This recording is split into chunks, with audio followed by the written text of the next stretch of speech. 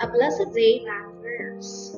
Our first topic for today is all about sequence. How do we define sequence? Sequence is an order of succession and arrangement following a rule or pattern for such arrangement. When you talk about sequence, it simply talks about a rule or pattern. What are some examples of sequence? We have the following: 38, 33, 28, and 23. We also have 2, 4, 6, 8, so on and so forth. But what makes each example here as part of a sequence? Let us begin with the first example. For 38 and 33, what pattern did you see? You have minus 5. What about for 33 and 28? You also have minus 5. For 28 and 23, another minus 5. So as you have noticed, the pattern that you have seen in this first example is minus 5. What about in the second example? Let us consider 2 and 4. You have additional of 2. Also have plus 2 and also plus 2. So on and so forth. So that's why the following examples are considered as sequence. Let us consider different concepts that we need to know about sequence. Let us begin with terms. Terms in English are simply words. In math, we define terms as each number in a sequence, and also it is denoted by A. So we have the following examples. For this sequence 1, 2, 3, 4, and 5, 1 here is a term, 2 is also a term, 3 is also a term, 4, and also 5. So each number here are all terms. And how many terms do we have in this example? So we have a total of 5 terms. Because the first term here is 1, and our fifth term is 5. Let us proceed to the next example. 3, 6, 9, 12, so on and so forth. 3, 6, 9, and 12 are all terms. But as you have noticed, we have the symbol here, meaning to say it is continuous. Our first term here is 3, but in this case, there is no last term. Question: can we find how many terms in the sequence? The answer is no, because in this sequence here, you still have to continue the numbers.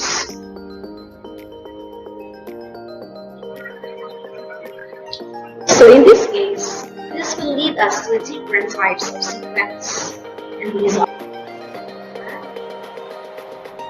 finite sequence and infinite sequence. But before that, let us proceed first to finite sequence. So from the word itself, finite, meaning to say it is a sequence with a definite number of terms. Definite number, meaning to say exact, it has a first term and a last term. So let us proceed with the following examples. So we have the first term 1, and the last term 5. So we have the last term 5, meaning to say it is a finite sequence. We also have another example. Our first term is 38. The last term is 13. Therefore, we can say that this sequence is finite sequence.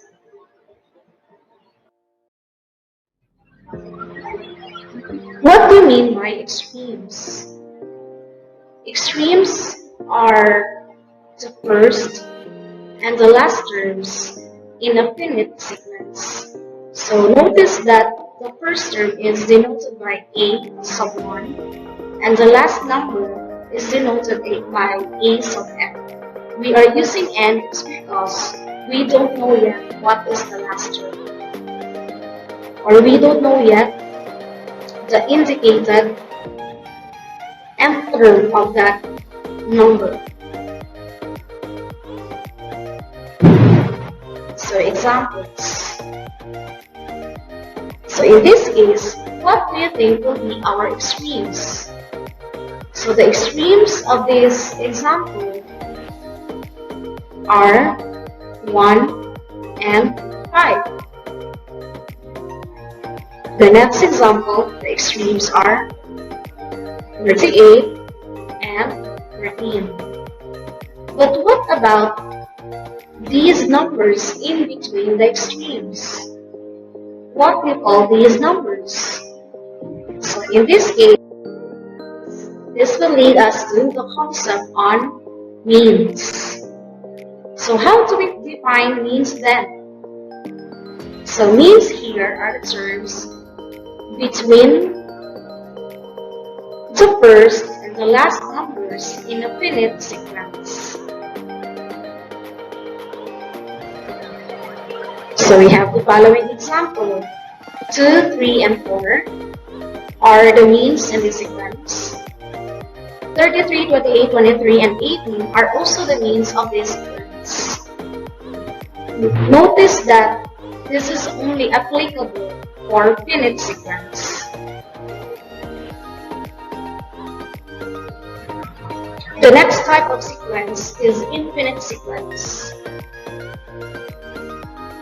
Notice that in this word, you have the prefix "in", which means not finite.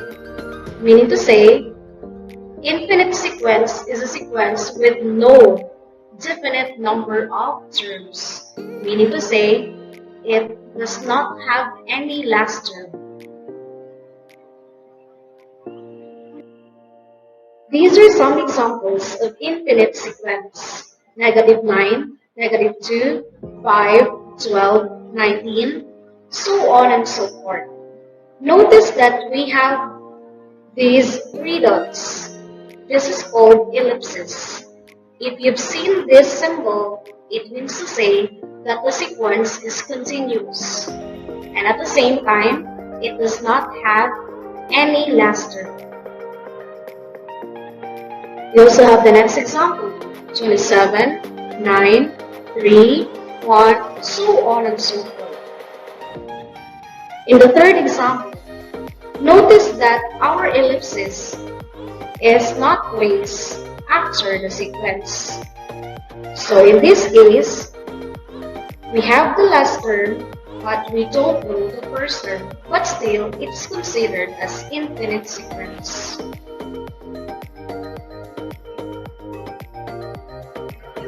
How will you identify the nth term or terms of a sequence? All you need to do is to search for a pattern using the given terms of the sequence. Again, search for a pattern using the given terms in your sequence. Find the next 3 terms of each sequence. Let us consider the first example, 25, 17, 9. First thing you should do is to search for a pattern. Let us consider the first term, 25, and the second term, 17. To get 17, or to find the second term, using the first term, you have a difference of 8 or minus 8. For 17 and 9, to get 9 using 17, still we have this pattern, minus 8. So in this case, to find the next terms, you simply have to use minus 8. So we have the following next terms. 1, negative 7, and negative 10. Let us consider the next example. 0.5, 1.5, and 4.5. Again, look for a pattern. So beginning with 0.5, to find the next term 1.5, you've seen this pattern multiplied by 3. 0.5 is multiplied by 3 to get 1.5. Let's continue with 1.5 to 4.5. Still, 1.5 multiplied by 3 so that you can get 4.5. So in this case, our pattern would be from 4.5, multiply it by 3 so that we can find the next 3 terms. So the next 3 terms are the following: 13.5, 40.5, and 121.5. Let us consider this example. 1 negative 4, 9 negative 16. In this case, we have alternating signs from positive 1, negative 4, 9, and negative 16. Therefore, in the next 3 terms, we also have alternating signs. But what do you think is the pattern of the sequence? So we will begin with 1. 1 here, as you have noticed, is a perfect square from 1 squared. For negative 4, since it is alternating, we have negative 2 squared. From negative, we also have the positive. We have 3 squared. From positive, let's proceed to negative. So from 3, we have negative 4 squared. So in this case, the next 3 terms would be, from negative, the next term would be 5 squared, which is equal to 25. From positive 25, therefore, the next term is a negative number, which is negative 36. From negative 36, it becomes positive 49. And these are the next 3 terms. Let's proceed to the next example. 4, 5, 9, and 14. Again, look for a pattern.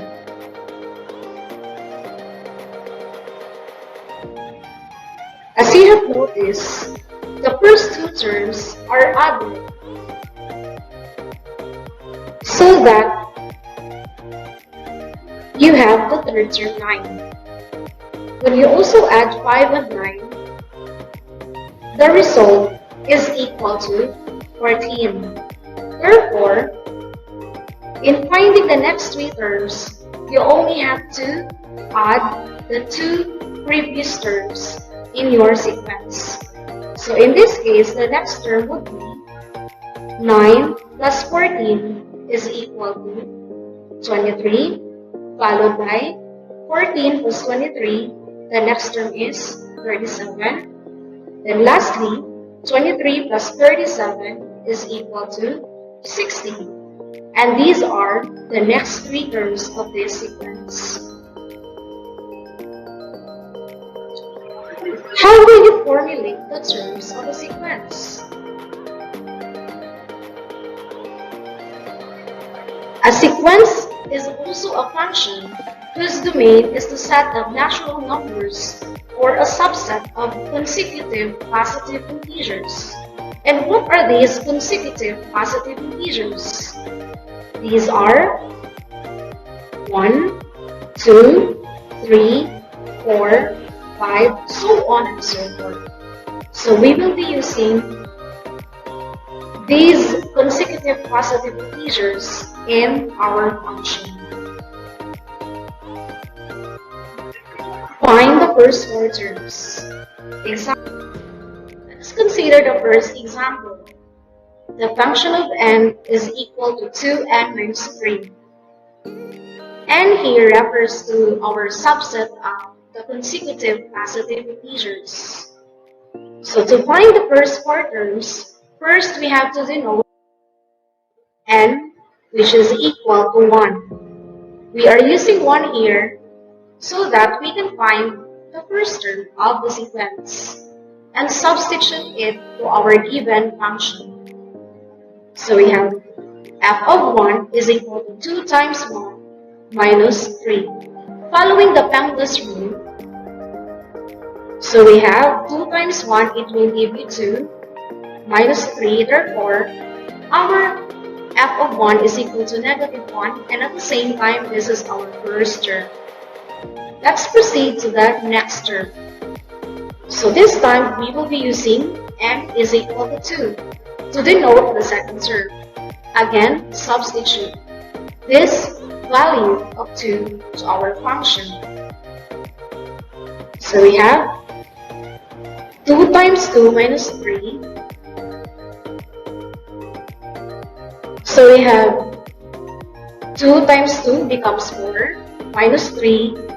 So it will give us f of 2 which is equal to 1. Therefore, this is our second term. Let's proceed to our third term. Therefore, we are using n equals 3. So we have 2 times 3 minus 3. So 2 times 3 is 6 minus 3. Therefore, f of 3 is equal to 3. And this is also our third term. Then our last term, which is fourth term. So n is equal to 4. Substitute 4 to our function. So we have 2 times 4 minus 3. 2 times 4 is 8 minus 3. Therefore, our f of 4 is equal to 5. And this is our fourth term. Therefore, the first four terms of our sequence would be negative 1, 1, 3, and 5. Let's proceed to the next example. The function of n is equal to n squared minus 5. Again, let us denote n, which is equal to 1, so that we can find our first term and substitute it to our function. So we have f of 1 is equal to 1 squared minus 5. Always follow the Penrose rule, therefore, 1 squared is equal to 1. 1 minus 5 is equal to negative 4. Negative 4 is our first term. To find the next term, we will use n equals 2 and substitute to our function. So we have f of 2 is equal to 2 squared minus 5. 2 squared is equal to 4 minus 5. Therefore, f of 2 is equal to negative 1. And this is our second term. Let's proceed to our third term. So we will be using n equals 3. So f of 3 is equal to 3 squared minus 5. 3 squared is equal to 9 minus 5. Therefore, f of 3 is equal to 4, and this is our third term. And for our fourth term, n is equal to 4. Substitute 4 to our function. So f of 4 is equal to 4 squared minus 5. 4 squared is equal to 16 minus 5. So f of 4 is equal to 11. And this is our fourth term. Therefore, the first four terms in our sequence are -4, -1, 4, and 11.